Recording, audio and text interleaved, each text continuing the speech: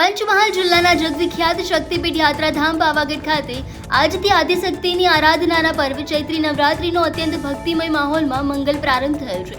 નવરાત્રીના પ્રથમ નોરતે જગતજનની માં કાલિકાના આશીર્વાદ મેળવવા માટે વહેલી સવારના 4 વાગ્યાથી જ ભક્તોનો અવિરત પ્રવાહ જોવા મળ્યો હતો. ડુંગરની તળેટીથી લઈને માં કાલિકાના નિજ મંદિર સુધી ભક્તોની લાંબી કતારો લાગી હતી, જેમાં માત્ર ગુજરાત જ નહીં પરંતુ રાજસ્થાન, મધ્યપ્રદેશ અને મહારાષ્ટ્ર જેવા પાડોશી રાજ્યોમાંથી પણ હજારો માઈ ભક્તો ઉમટી પડ્યા હતા.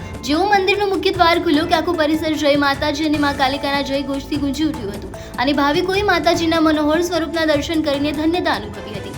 શ્રદ્ધાળુઓની ભારે ભીડને ધ્યાનમાં રાખીને મંદિર પ્રશાસન દ્વારા દર્શનની વ્યવસ્થા સુનિશ્ચિત કરવા માટે વિશેષ આયોજન કરવામાં આવ્યું છે, જેથી વૃદ્ધો અને બાળકોને પણ સરળતાથી દર્શન થઈ શકે છે. ભક્તોની સુરક્ષા અને કાયદો વ્યવસ્થાની સ્થિતિ જળવાઈ રહે તે માટે પોલીસ વિભાગ દ્વારા પણ પહાડ પર અને મંદિર પરિસરમાં ચુસ્ત બંદોબસ્ત ગોઠવી દેવામાં આવ્યો છે. ભક્તિ, શક્તિ અને આસ્થાના ત્રિવેણી સંગમ સમાન પાવાગઢ આજે આદ્યશક્તિના રંગે રંગાયું છે અને ચૈત્રી નવરાત્રીના 9 દિવસ સુધી અહીં આવો જ માહોલ જોવા મળશે.